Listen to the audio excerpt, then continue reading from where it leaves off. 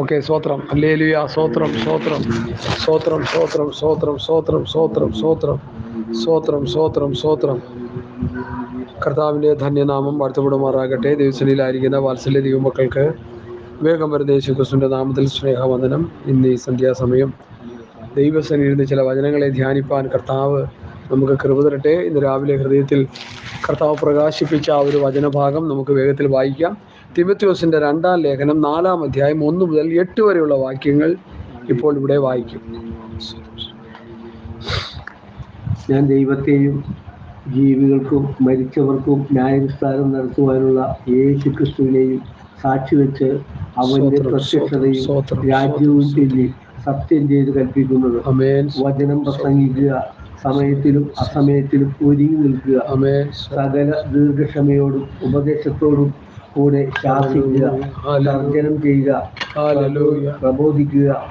അവർ പത്യോപദേശം കൊടുക്കാതെ കർണരസമാറ് സ്വന്തം മോഹങ്ങൾക്കൊത്തവണ്ണം ഉപദേഷ്ടാക്കന്മാരെ പെരുക്കുകയും സത്യത്തിന് ചെവി കൊടുക്കാതെ കെട്ടുകഥ കേൾപ്പാൻ തിരികെയും ചെയ്യുന്ന കാലം വരും. സകലത്തിലും നിർമ്മതൻ ആയിരിക്കും. കഷ്ടം സഹിക്കുക, സുവിശേഷകന്റെ പ്രവൃത്തി ചെയ്യുക, നിന്റെ ശുശ്രൂഷ നിറപടിയായി നിവർത്തിക്കുക. ഞാനോ ഇപ്പോൾ തന്നെ പാനീയയാഗമായി ഒഴിക്കപ്പെടുന്നു. എൻ്റെ നിര്യാണകാലവും അടുത്തിരിക്കുന്നു. ഞാൻ നല്ല പോർ പൊരുതു, ഓട്ടം തികച്ചു, വിശ്വാസം കാത്തു. ഇനി നീതിയുടെ കിരീടം എനിക്കായി വെച്ചിരിക്കുന്നു. അത് നീതിയുള്ള ന്യായാധിപതിയായ കർത്താവ് ആ ദിവസത്തിൽ എനിക്ക് നൽകും. എനിക്ക് മാത്രമല്ല, അവന്റെ പ്രത്യക്ഷതയിൽ പ്രിയം വെച്ച ഏവർക്കും കൂടെ. ആമേൻ. ഈ വചനത്തെ നമുക്ക് ദൈവം ഏൽപ്പിച്ച് സ്വോത്രം ചെയ്യാം. കർത്താവ് ഈ വചനത്തെ അവിടുത്തെ കരങ്ങളിൽ തരുന്നു. ഏതാത്മാവിൽ എഴുതിയോ അതേ ആത്മാവിൽ ഒരുമിച്ച് പഠിക്കുവാൻ ധ്യാനിപ്പാൻ സാധുക്കൾക്ക് കൃപ തരണം. ഈ വചന കേൾക്കുന്ന എല്ലാവർക്കും അനുഗ്രഹവും നന്മയും വിടുതലുമായി തീരണം. പ്രാർത്ഥന കേട്ടുകൊണ്ട് സ്വോത്രം, യേശുവിൻ്റെ നാമത്തിൽ തന്നെ. ആമേൻ, ആമേൻ, ആമേൻ. സ്വോത്രം. അപ്പോസ്തലനായ പൗലോസ് തിമോഥെയോസിന് എഴുതിയ 2-ാം ലേഖനം 4-ാം അധ്യായത്തിൻ്റെ 1 മുതൽ 8 വരെയുള്ള വാക്യങ്ങളാണ് ഇവിടെ ഇപ്പോൾ സഹോദരൻ വായിച്ച് കേൾപ്പിച്ചത്. ഇതെൻ്റെ ഹൃദയത്തിൽ രാവിലെ ഒരു ചിന്താ വിഷയമായിട്ട് ഈ വാക്യം ഹൃദയത്തിൽ കർത്താവ് തന്നു. ഈ വാക്യത്തിൻ്റെ പ്രസക്തി എത്ര വലുതാണെന്ന് കർത്താവ് എന്നോട് ഇടപെടുവാനിടയായി തീർന്നു. ഇന്നത്തെ കാലഘട്ടത്തിൽ പ്രസംഗിക്കേണ്ട ഒരു വേദഭാഗമായിട്ട് കർത്താവിൻ്റെ ഹൃദയത്തിൽ പ്രകാശിപ്പിച്ചു. അതുകൊണ്ടാണ് ഈ വാക്യങ്ങൾ ഇന്ന് സന്ധ്യാസമയം നമ്മൾ ഒരുമിച്ച് ധ്യാനിക്കുന്നത്. ഞാൻ മുഖവരൊന്നും പറയുന്നില്ല, നേരെ വചനത്തിലേക്ക് ഞാൻ കയറുക. 1 തിമോഥെയോസ്, 2 തിമോഥെയോസ്, തീത്തോസ്, ഫിലമോൻ ലേഖനങ്ങൾ ഇടയ ലേഖനങ്ങൾ എന്നറിയപ്പെടും. ഇടയ ലേഖനങ്ങൾ എന്ന് പറഞ്ഞാൽ ഇടയന്മാർക്ക് വേണ്ടിയുള്ളത്, ശുശ്രൂഷകന്മാർക്ക് വേണ്ടിയുള്ളത്, മൂപ്പന്മാർക്ക് വേണ്ടിയുള്ളത്, ദൈവമാക്കി വെച്ച കർത്താവിൻ്റെ ദാസന്മാർക്ക്, പാസ്റ്റർമാർക്ക് വേണ്ടി നിലകൊള്ളുന്ന ഒരു ലേഖനമാണ് ഇടയ ലേഖനം. അതിൻ്റേതായ നിലയിൽ പഠിക്കുകയും പഠിപ്പിക്കുകയും ചെയ്യുന്നവർ ഇന്ന് വളരെ കുറവാണെന്ന് തോന്നിപ്പോകുന്നു. കാരണം ഈ പൗലൂസിൻ്റെ ലേഖനങ്ങൾ, ഇടയ ലേഖനങ്ങൾ പാസ്റ്റർമാരെ ബൈബിൾ കോളേജിൽ നന്നായി പഠിപ്പിച്ചിറക്കി വിട്ടെങ്കിൽ ഇന്ന് കാണുന്ന ഈ കോനാമ്പീച്ചി ഒന്നും സ്റ്റേജുകളിൽ കാണത്തില്ലായിരുന്നു. പൗലൂസിൻ്റെ ലേഖനങ്ങളിൽ, പ്രത്യേകിച്ച് ഇടയ ലേഖനങ്ങളിൽ പ്രസംഗം എങ്ങനെയായിരിക്കണം, ശുശ്രൂഷകൾ എങ്ങനെയായിരിക്കണം, നല്ല വ്യക്തമായി എഴുതി വച്ചിട്ടുണ്ട്. ഒരു പാസ്റ്റർ എങ്ങനെ സഭയെ പ്രബോധിപ്പിക്കണമെന്ന് 1 തിമോഥെയോസ് 5-ന്റെ 1, 2, 3 വാക്യങ്ങൾ ഞാൻ വായിക്കുന്നു, ശ്രദ്ധിക്കണേ. മൂത്തവനെ ഭത്സിക്കാതെ അപ്പനെ പോലെയും ഇളയവരെ സഹോദരന്മാരെ പോലെയും മൂത്ത സ്ത്രീകളെ അമ്മമാരെ പോലെയും ഇളയ സ്ത്രീകളെ പൂർണ്ണ നിർമ്മലതയോടെ സഹോദരികളെ പോലെയും പ്രബോധിപ്പിക്കുക. സാക്ഷാൽ വിധവകളായിരിക്കുന്നവരെ മാനിക്കുക. വിധവമാരായിരിക്കുന്ന വിധവമാരെ എന്ത് ചെയ്യുക? മാനിക്കുക. അപ്പം ഇവിടെ തന്നെ ഒരു സഭയിൽ ഇടപെടേണ്ട ക്രമങ്ങൾ പൗലോസ് വ്യക്തമായിട്ട് നമുക്ക് തരുന്നു. ഇതൊന്നും ആരും വായിക്കുകയില്ല, പഠിക്കുകയില്ല. അതാ ഞാൻ പറഞ്ഞത്, പൗലോസിൻ്റെ ടീച്ചിങ് ഒരു ശുശ്രൂഷകൻ കൂലങ്കുഷമായി ദൈവസ്ഥലിരുന്ന് പഠിച്ച് ധ്യാനിച്ച് അതിനനുസരിച്ച് മുമ്പോട്ട് പോയാൽ സഭ അനുഗ്രഹിക്കപ്പെട്ട സഭയായിട്ട് മുമ്പോട്ട് പോകാനിടയായി. ഇതത് ചെയ്യുന്നില്ല. പൗലോസിൻ്റെ എന്ന് പറയുമ്പോൾ പൗലോസിൻ്റെ മാത്രമായിട്ട് എടുക്കണ്ട. 5 അപ്പോസ്തലന്മാരാണ് നമുക്ക് ദൂത് വരുന്നത്. പൗലോസ്, പത്രോസ്, യോഹന്നാൻ, യാക്കോബ്, യൂദ, 5 പേരുണ്ട്. സ്തോത്രം. അവർ ഈ പറയുന്ന വചനങ്ങൾ വായിച്ച് പഠിക്കണം. സഭ എന്താണെന്ന് പഠിക്കണം. സഭയുടെ നടത്തിപ്പ് ക്രമങ്ങൾ എന്താണെന്ന് പഠിക്കണം. പത്യോവചനം എന്താണെന്ന് പഠിക്കണം. പത്യോപദേശം എന്താണെന്ന് പഠിക്കണം. സത്യവചനത്തെ യഥാർത്ഥമായി പ്രസംഗിച്ചുകൊണ്ട് ലജ്ജിപ്പാൻ സംഗതിയില്ലാത്ത വേലക്കാരനായി ദൈവത്തിന് കൊള്ളാവുന്നവനായി നിൽക്കണം എന്ന് പഠിക്കണം. നീ നിന്നെ സൂക്ഷിക്കാതെ നിന്റെ ഉപദേശം സൂക്ഷിക്കുക. അങ്ങനെ ചെയ്താൽ നീ നിന്നെയും നിന്റെ പ്രസംഗം കേൾക്കുന്നവരെയും രക്ഷിക്കും. അല്ലെങ്കിൽ നിനക്കും ഇല്ല രക്ഷ, നിന്റെ പ്രസംഗം കേൾക്കുന്നവർക്ക് രക്ഷയില്ല. പിന്നെന്താ? കഞ്ഞൂടി നടക്കും. ഒരു പാസ്സായിട്ടിരുന്ന കാശ് കിട്ടത്തില്ലേ? കഞ്ഞൂടി നടക്കുമെന്ന്. കുട്ടികളെ പഠിപ്പിക്കാമെന്ന്, പഠിപ്പിച്ച് നല്ല നിലയിൽ ആക്കി വെക്കാം. ഈ ലോക ജീവിതം പണ്ടാരണ്ടും പറഞ്ഞത് ലക്ഷറി ലൈഫായിട്ട് നയിച്ച് അവസാനം നരകത്തിലോട്ട് പോവാം. മനസ്സിലായല്ലോ? എന്നെ കേൾക്കുന്ന പ്രിയപ്പെട്ടവരെ, കാര്യങ്ങളെ മനസ്സിലാക്കി നമ്മൾ മുമ്പോട്ട് പോയില്ലെങ്കിൽ നമ്മൾ ആടി പടലം തകർന്നു പോകും. ഹല്ലേലൂയ.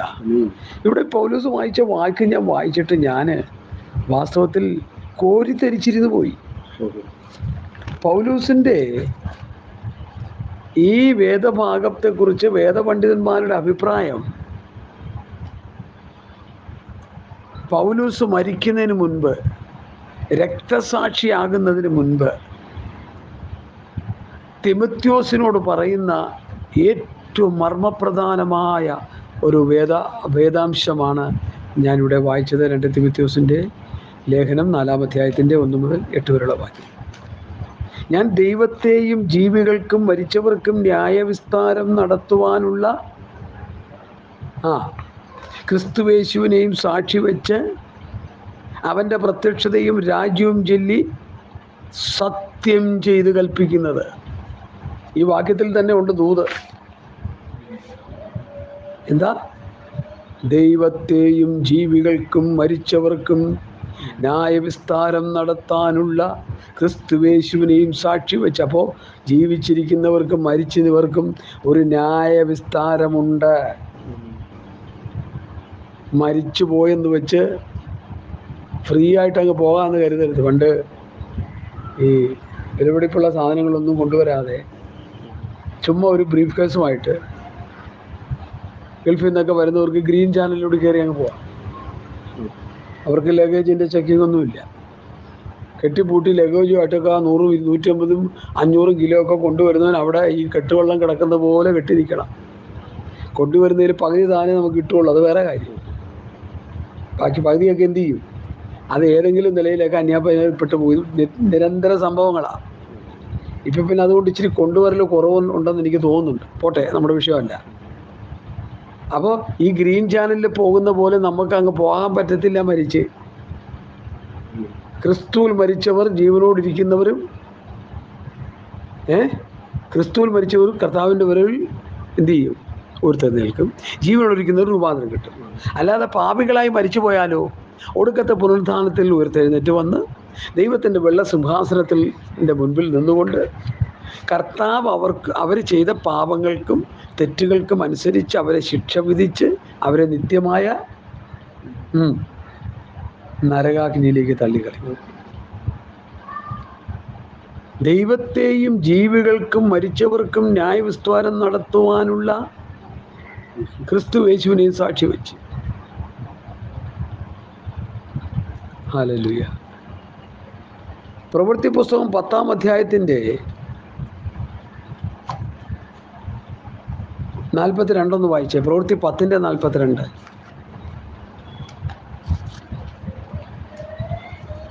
പ്രവൃത്തി 10-ാം അധ്യായത്തിൻ്റെ 42-ാമത്തെ വാക്യം, ജീവികൾക്കും മരിച്ചവർക്കും ന്യായാധിപതിയായി ദൈവത്താൽ നിയമിക്കപ്പെട്ടവൻ അവൻ തന്നെ എന്ന് ജനത്തോട് പ്രസംഗിച്ച് സാക്ഷീകരിപ്പാൻ അവൻ ഞങ്ങളോട് കൽപ്പിച്ചു. കർത്താവിൻ്റെ കൂടെ നടന്ന ശിഷ്യന്മാരോട് കർത്താവ് പറഞ്ഞ കാര്യമാണ്. ജീവിച്ചിരിക്കുന്നവരെയും മരിച്ചവരെയും ന്യായം വിധിപ്പാൻ ഒരുത്തനുണ്ട് എന്ന് നിങ്ങൾ പ്രസംഗിക്കണം. ഞാൻ ദൈവത്തെയും ജീവികൾക്കും മരിച്ചവർക്കും ന്യായവിസ്താരം നടത്തുവാനുള്ള ക്രിസ്തുയേശുവിനെയും സാക്ഷി വെച്ച് അവൻ്റെ പ്രത്യക്ഷതയും രാജ്യവും ചൊല്ലി സത്യം ചെയ്ത് കൽപ്പിക്കുന്നത്. അത് നോക്കിയ ആ വിഷയങ്ങളുടെ ഗൗരവം എത്ര വലുതാന്ന് നോക്കിയേ.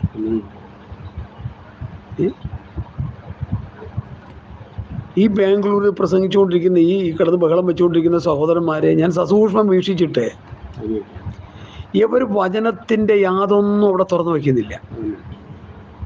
തിരുവചന സത്യങ്ങൾ ഈ പ്രിയ സഹോദരങ്ങൾ തുറന്നു വയ്ക്കുന്നില്ല. ഇവർ സൗഖ്യം തരും, വിടുതൽ തരും, ആന തരും, കുതിര തരും, പിന്നെ വിസ തരും, ജോലി തരും, പിന്നെ ഒന്നും എനിക്ക് ഈ ലോകത്തിലെ കാര്യങ്ങളാണ് അവർ പറഞ്ഞുകൊണ്ടിരിക്കുന്നത് മുഴുവൻ. ഇവരെന്താണെന്ന് പറയാൻ വേണ്ടി ഞാനിത് വാച്ച് ചെയ്യുന്നുണ്ട്.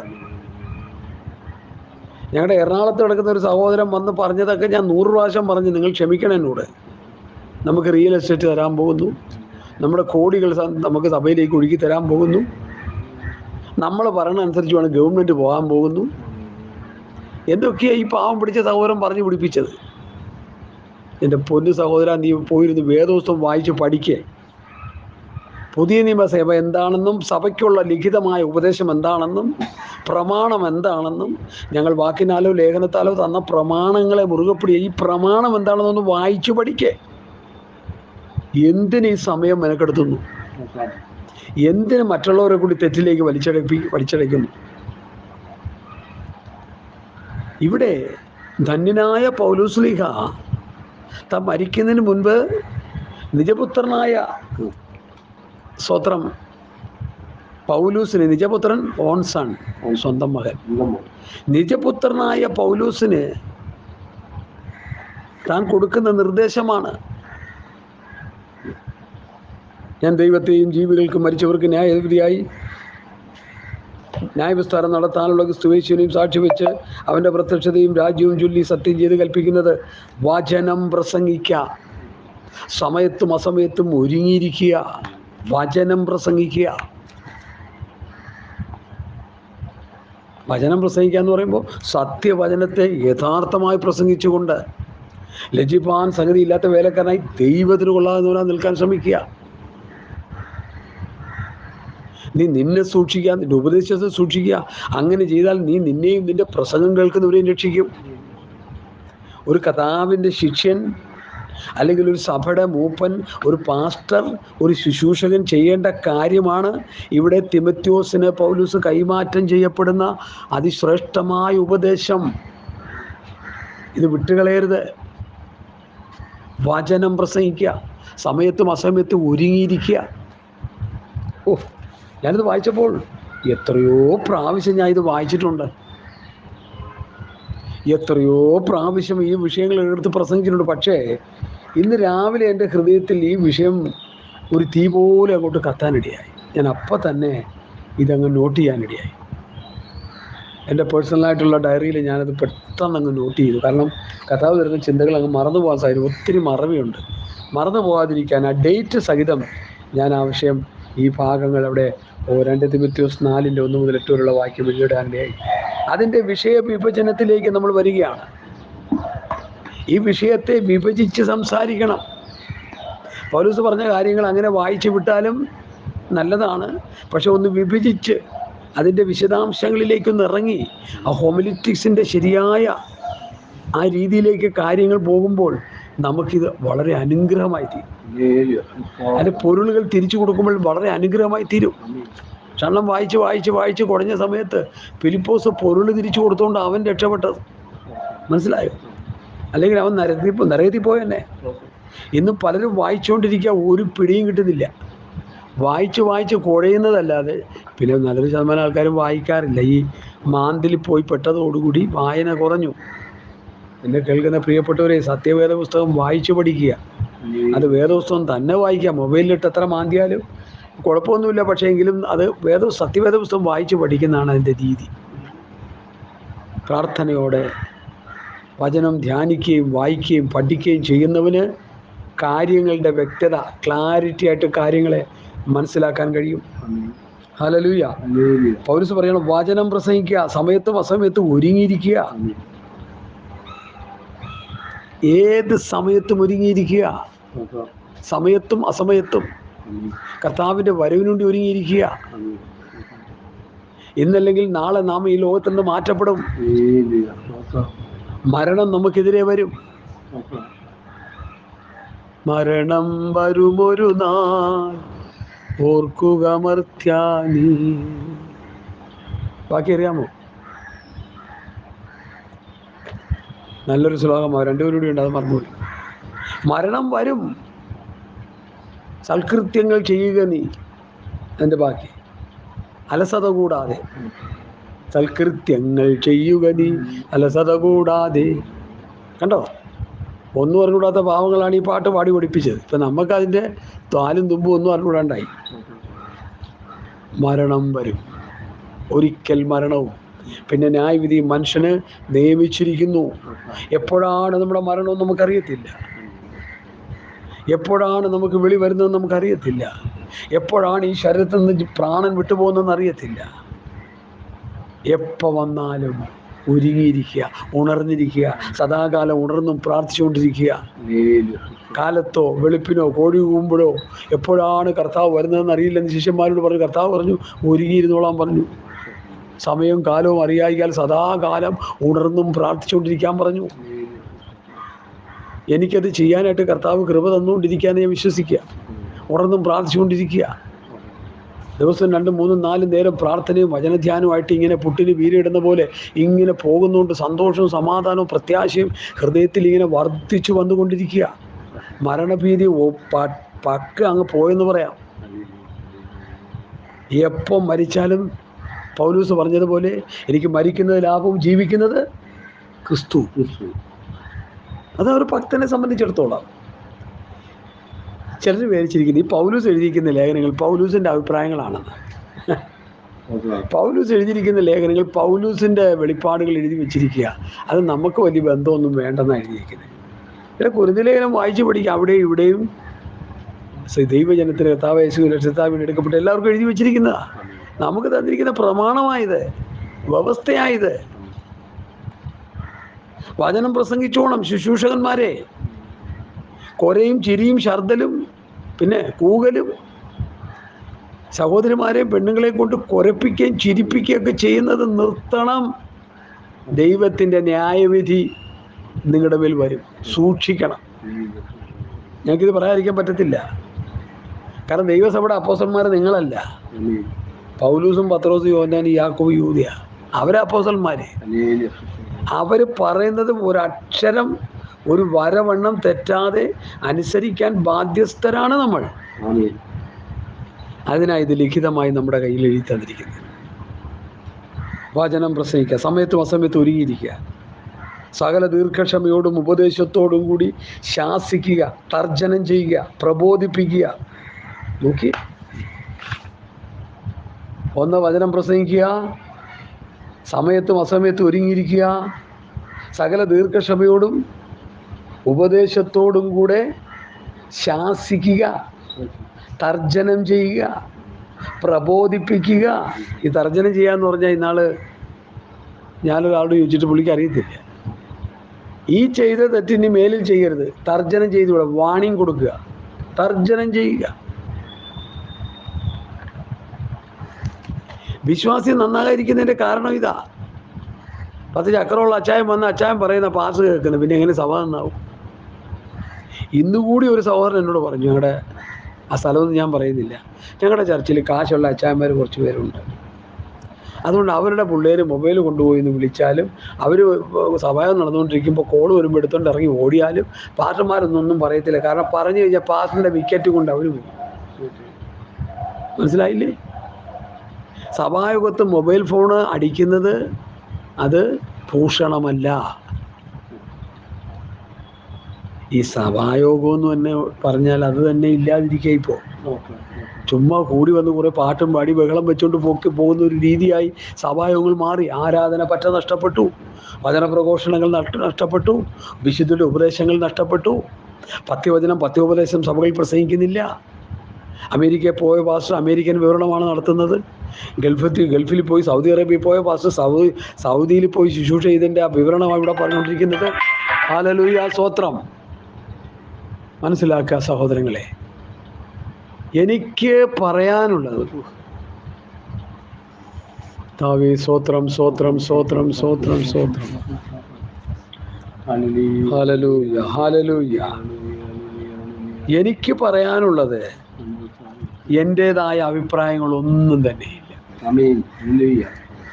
അതാണ് എൻ്റെ പ്രത്യേകത. എനിക്കൊന്നും പറയാൻ, എൻ്റെ അഭിപ്രായങ്ങളൊന്നും എനിക്ക് പറയാനില്ല. പൗലോസ് ദൈവസഭ എന്ത് പഠിപ്പിച്ചു അത് ഞാൻ പറഞ്ഞുകൊണ്ടിരിക്കുക.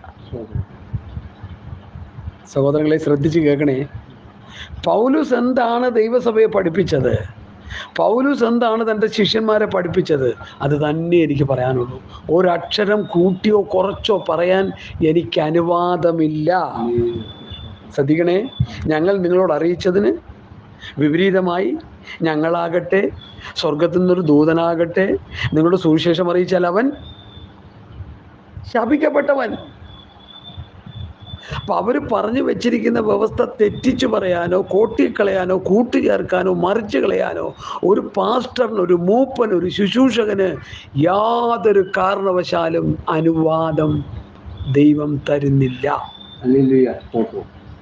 അപ്പോൾ ചോദിക്കും, പാസ്റ്റർ ഇപ്പം ഇന്ന് അങ്ങനെയല്ല കാണുന്നത്. ഇന്ന് അങ്ങനെയല്ല കാണുന്നത്. പലരും പലതും ചെയ്തുകൊണ്ടിരിക്കുക. ചെയ്തുകൊണ്ടിരിക്കുകയെന്നേ. തിരുവചന സത്യങ്ങളെ കാറ്റിൽ പറത്തി വചനവിരുദ്ധമായത് പലരും ചെയ്തുകൊണ്ടിരിക്കുക. ഇവിടെ സംഭവിക്കുന്നത്, ദൈവവചനത്തിൻ്റെ മുൻപാകെ ഇവരെല്ലാം പിടിക്കപ്പെടും. സ്തോത്രം. ഇസ്രായേലിനെതിരെ തൂക്കിട്ട് പിടിക്കുമെന്ന് കർത്താവ് പറഞ്ഞു. പുതിയ നിയമസഭയ്ക്കെതിരെയും അത് തന്നെയാണ്. മൂലക്കല്ലാകെ യേശുക്രിസ്തുവിനോട് ചേർത്ത് പണിയപ്പെടുന്ന കല്ലുകൾ നമുക്ക് ഇഷ്ടപ്രകാരം പണിയാൻ പാടില്ല. വചനത്തിൻ്റെ വ്യവസ്ഥ പ്രകാരം വേണം പണിയാൻ.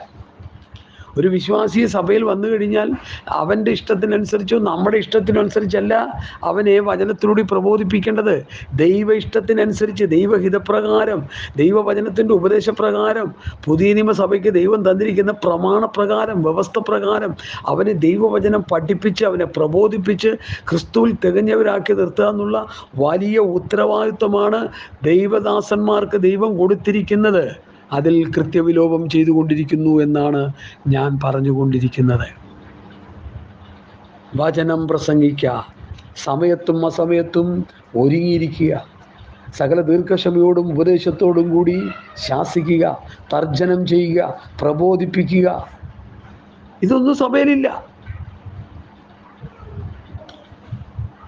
വചനം പ്രസംഗിക്കുക എന്ന് പറഞ്ഞാൽ തന്നെ എന്താ പ്രസംഗിക്കാനാ? ഞാൻ നിന്നോട് കൽപ്പിച്ചതൊക്കെയും പ്രമാണിപ്പാറിനെ കൊണ്ട് ഉപദേശിച്ചുകൊണ്ട് സകല ജാതികളെ ശിഷ്യരാക്കുക. കർത്താവിൻ്റെ ശിഷ്യന്മാരാക്കുകയാണല്ലോ നമ്മൾ ചെയ്യുന്നത്. ഇന്നിപ്പോൾ മോചന ശിഷ്യന്മാരാക്കിക്കൊണ്ടിരിക്കുക. പറഞ്ഞത് മനസ്സിലായെന്ന് വിശ്വസിക്കുന്നു. മോചന പ്രമാണം എടുത്ത് നമ്മൾ പഠിപ്പിച്ചുകൊണ്ടിരിക്കുന്നത്. ഞാൻ നിന്നോട് കൽപ്പിച്ചതൊക്കെയും പ്രമാണിപ്പാറിനെ കൊണ്ട് ഉപദേശിച്ചുകൊണ്ട് സകല ജാതികളെ ശിഷ്യരാക്കണമെന്നുള്ളത് നമുക്കൊന്നുമല്ലാത്തതായി മാറി. മറിയോട് ചെന്ന് വിരുന്ന് വീട്ടുകാരെന്താ പറഞ്ഞ്, നീ തീർന്നു പോയി, എന്തെങ്കിലും ചെയ്ത അവൻ നിങ്ങളോട് എന്തെങ്കിലും കൽപ്പിച്ചാൽ അതുപോലെ ചെയ്യുവിൻ. അവൻ എന്തെങ്കിലും കൽപ്പിച്ചാൽ അതുപോലെ ചെയ്തോ. എന്നോട് പറഞ്ഞിട്ടൊരു ഗുണവുമില്ല. ഇപ്പം കത്തോലിക്കരായ പ്രിയപ്പെട്ടവർ വലിയ ആർച്ചൊക്കെ വെച്ച് വിശുദ്ധ കന്യാമറിയമേ അങ്ങോട്ട് അപേക്ഷിക്കണമേ എന്നും പറഞ്ഞ് ഇവരിങ്ങനെ വാദോരാതെ പ്രാർത്ഥിച്ചുകൊണ്ടിരിക്കുക. ഉണക്കപ്രാർത്ഥന എന്താണ്ട് ഒരു പ്രാർത്ഥന ഉണ്ട് പോലെ, ഉണക്കപ്രാർത്ഥനയും ഉണക്കപ്രാർത്ഥനയൊക്കെ ഇതിങ്ങനെ ഈ ജൽപ്പനം ചെയ്തുകൊണ്ടിങ്ങനെ ഇരിക്കുക. പെണ്ണും പിള്ള ഇതൊന്നും അറിയുന്നുമില്ല. എന്നെ കേൾക്കുന്ന പ്രിയപ്പെട്ടവരെ, കഥയറിയാതെ ആട്ടം കാണുന്നവരായി ഇന്നത്തെ ക്രൈസ്തവ ഗോളം മാറിയില്ലെന്ന് ഞാൻ ചോദിക്കുക. സഭയെ പഠിപ്പിക്കേണ്ടത് പഠിപ്പിക്കാതെ എന്തിനാണ് ഈ ആവശ്യമില്ലാത്ത കാര്യങ്ങൾ സഭയെ പഠിപ്പിക്കുന്നത്? സഭയ്ക്കൊരു പ്രമാണമുണ്ടല്ലോ, ലിഖിതമായൊരു പ്രമാണമുണ്ടല്ലോ. ആ പ്രമാണം സഭയെ പഠിപ്പിക്കും. സകല ക്ഷമയോടും ദീർഘക്ഷമയോടും ഉപദേശത്തോടും കൂടി ശാസിക്കുക. ഉപദേശമുണ്ട്, ശാസനയുണ്ട്, തർജ്ജനമുണ്ട്, പ്രബോധനമുണ്ട്. ഞാൻ 4-ാം വാക്യത്തിലേക്ക് വരിക. അവർ സ്തോത്രം പ്രബോധിപ്പിക്കുക. അവർ പഥ്യോപദേശം പൊറുക്കാതെ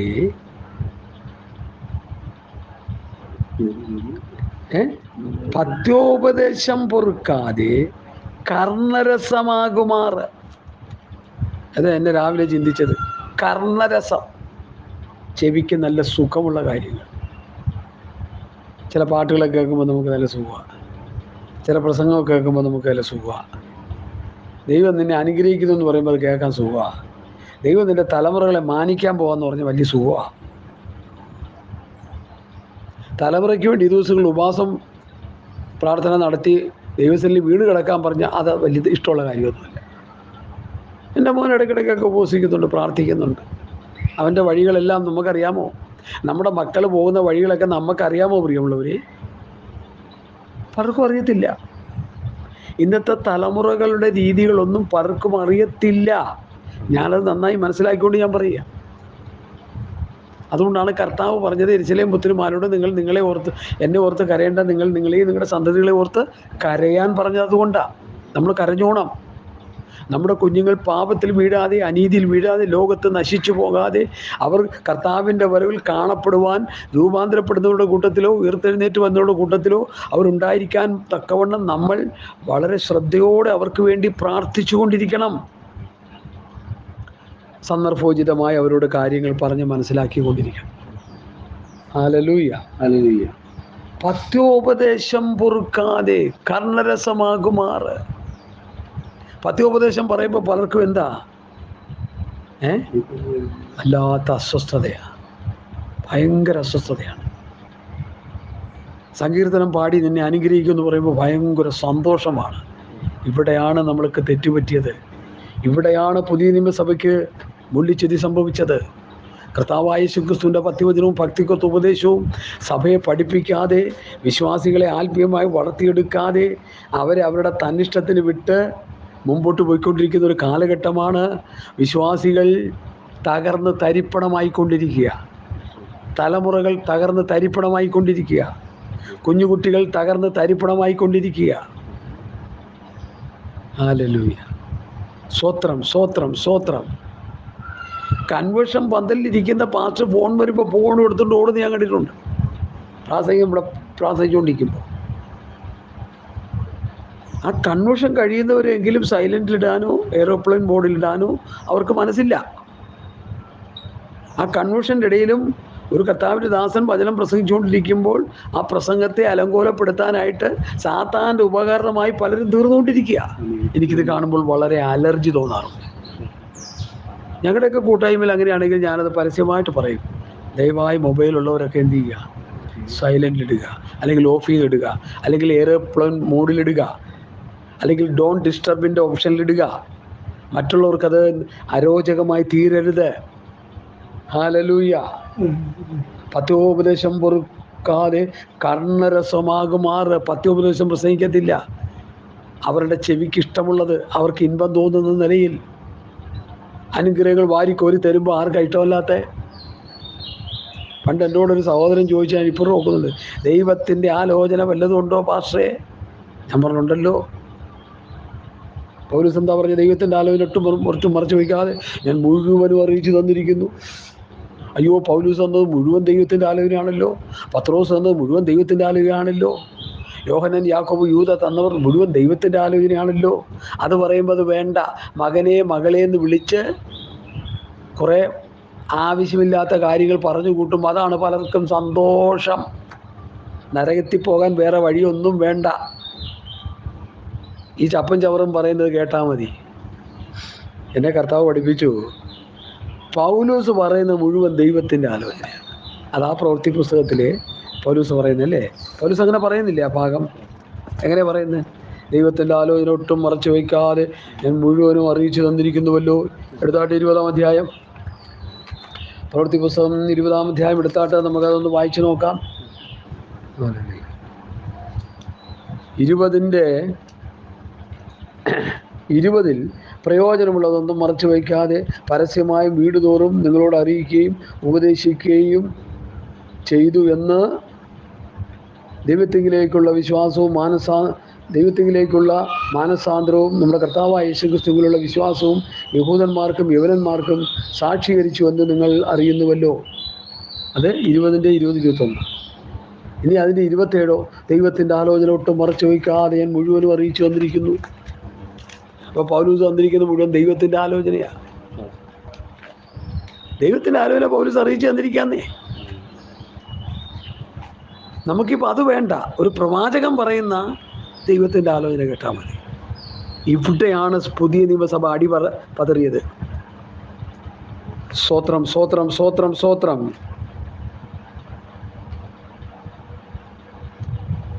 ദൈവത്തിൻ്റെ ആലോചന ഒട്ടും മറച്ചു വയ്ക്കാതെ മുഴുവനും അറിയിച്ചു തന്നിരിക്കുന്നുവെന്ന് പൗലൂസ് പ്രവൃത്തി പുസ്തകത്തിൽ നിന്ന് നമുക്ക് പഠിക്കാൻ കഴിയുന്നു. ആ ദൈവത്തിൻ്റെ ആലോചന വചനത്തിലൂടെ അത് വായിച്ച് പഠിച്ച് അനുസരിച്ച് ജീവിക്കാതെ പോയതാണ് നമ്മുടെ തകർച്ചയ്ക്ക് കാരണം. പുതിയ നിയമസഭയുടെ തകർച്ചയ്ക്ക് കാരണം ഈ ദുരുപദേഷ്ടന്മാരുടെ ഈ ആവശ്യമില്ലാത്ത കാര്യങ്ങൾ കേട്ട് കിടന്ന് ഉറഞ്ഞു തുള്ളാനുള്ള കാരണം അതാണ്. ഞാനത് വ്യക്തമായിട്ട് ഇന്ന് രാത്രി വെളിപ്പെടുത്തുക. പിതാവാം ദൈവത്താലും യേശു ക്രിസ്തുവിനാലും അപ്പോസ്തലനായി നിയമിക്കപ്പെട്ടവനാ പൗലോസ് എന്ന് ഗലാത്യർ 1:1 പറയുന്നു. യോഹന്നാൻ 17 ചില ഭാഗങ്ങൾ പഠിക്കുമ്പോൾ പിതാവേ നീ എനിക്കുന്ന വചനം ഞാൻ അവർക്ക് കൊടുത്തു, നിന്റെ വചനം ഞാൻ അവർക്ക് കൊടുത്തിരിക്കുന്നു, ഇവരുടെ വചനത്താൽ എന്നിൽ വിശ്വസിക്കാനിരിക്കുന്നവർക്ക് വേണ്ടി ഞാൻ അപേക്ഷിക്കുന്നു. അപ്പോൾ ഇവരുടെ വചനം കേട്ടാണ് നമ്മൾ കർത്താവിൽ വിശ്വസിക്കുന്നത്.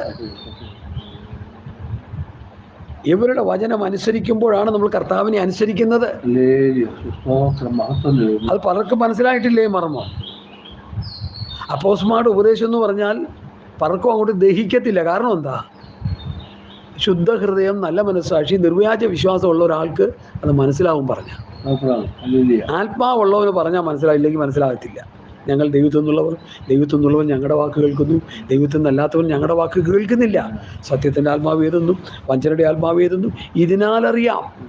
എന്നെ കേൾക്കുന്ന പ്രിയപ്പെട്ടവരെ, അപ്പോസ്തലന്മാർ തരുന്ന ഉപദേശം നമ്മൾ കേട്ടനുസരിക്കുമ്പോൾ നമ്മൾ കർത്താവിനെ അനുസരിക്കുന്നുള്ളൂ, പിതാവിനെ അനുസരിക്കുന്നുള്ളൂ. നിങ്ങളെ തള്ളുന്നവൻ എന്നെ തള്ളുന്നു, എന്നെ തള്ളുന്നവൻ അയച്ചവനെ തള്ളുന്നു. കണ്ടോ? ഹല്ലേലൂയ. സ്തോത്രം, സ്തോത്രം, സ്തോത്രം, സ്തോത്രം.